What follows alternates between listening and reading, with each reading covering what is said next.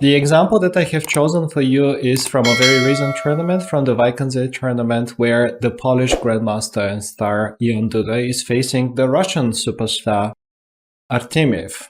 So at this certain point of the game where white is having an isolated pawn, he is obviously all in for the attack on the king side, and you can see that his pieces are already viciously looking at the opponent's king. With his next move, he's trying to get it with the move bishop h6, and all of a sudden, black has too many pieces to deal with, too many annoying pieces to deal with.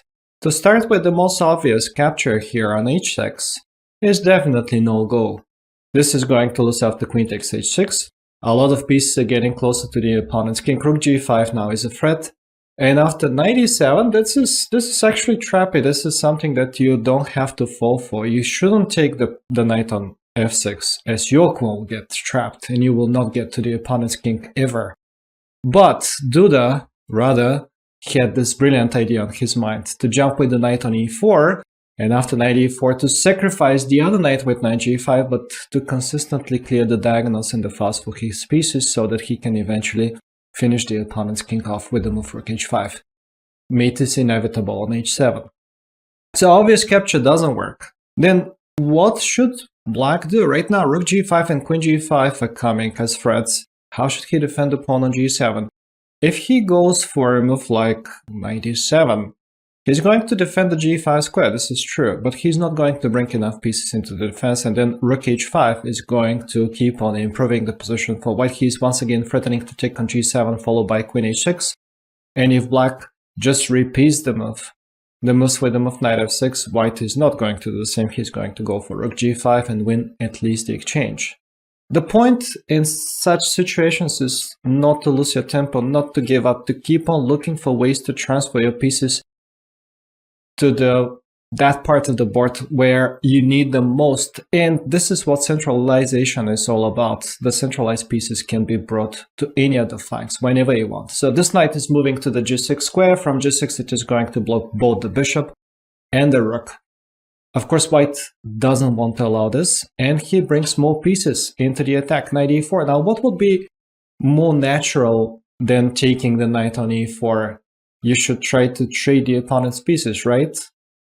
Right, but not here, because after rook 1 to e4, you're also bringing more of the opponent's attackers closer to your king, and then knight g6 is not going to be good enough to save the game.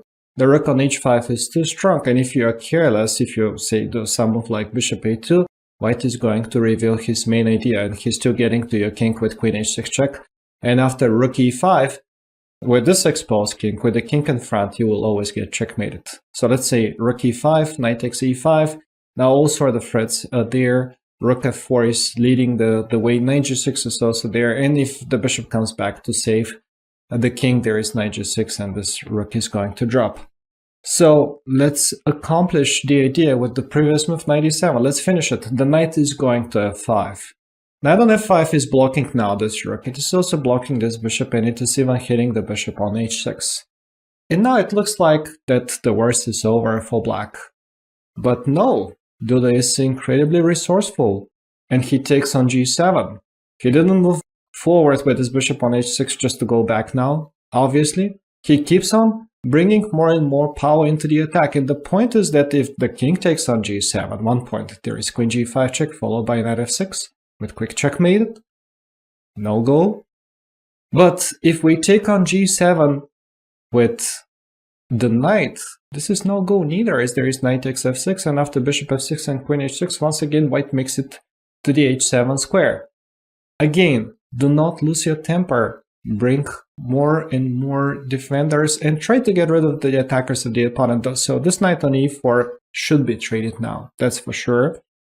And then after rook takes e4, again he's bringing more pieces into the attack, but because of this brilliant maneuver, black is also bringing his knight closer to his king, and the knight is now providing him shield against the attacks on the g file and maybe on the h file.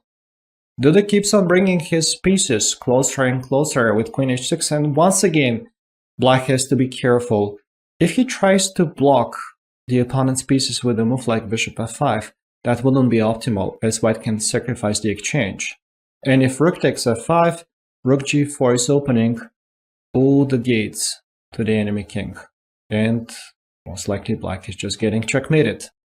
If after bishop f5 and rook f5 he tries rook e4, that would be a better choice, that would be a better try, but that wouldn't necessarily solve all the problems, as after queen h5 the knight is not moving, white is going to regain the knight. Now he's only down on exchange, but for the exchange he has a long-term strong attack, as he's going to build the attack on the color of his own bishop. Next he's going to jump knight h4, knight f5 or knight g6, depending on where this king goes, and he has a risk-free attack.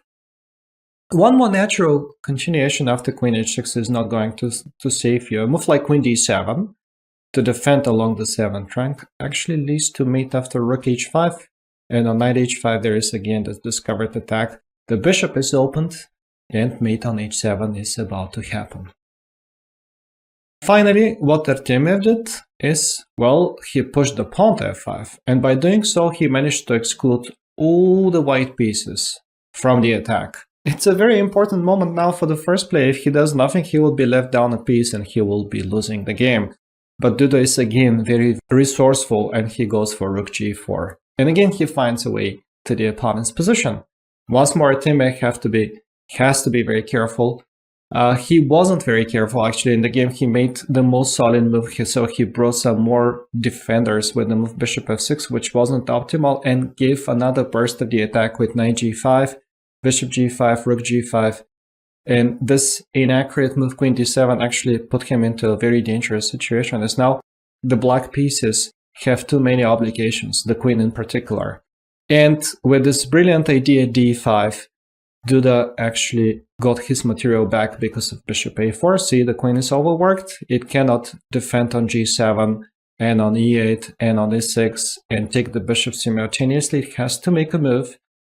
If it goes to c7, that would have been more stubborn, but then after all these trades, white is going to be much better and most likely just strategically winning, whereas queen f7, which happened in the game, have been answered with bishop e8, rook takes e6, rook e6, rook g7, and queen e6, which led to very big advantage for the first player. Still, black managed to save himself with stubborn defense, but this is not the point of what we are doing at the moment. The point of what we are doing at the moment is to find a way how to defend against another brilliant shot by the opponent, the move rook g4. Obviously, we need to do something about the opponent's attacking pieces.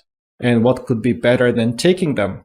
Instead of bishop f6, this capture on g4 would have prevented black from getting checkmated. He might have even played for the win now. After all these brilliant maneuvers, he could have played for the win here. It doesn't really matter how white is taking on h7, the king is going to start running. And after bishop g6, king e7 is important, so that on queen g7, the king gets temporarily in the center. Now, if white had just one tempo to bring the knight on e4, he would have checkmated it.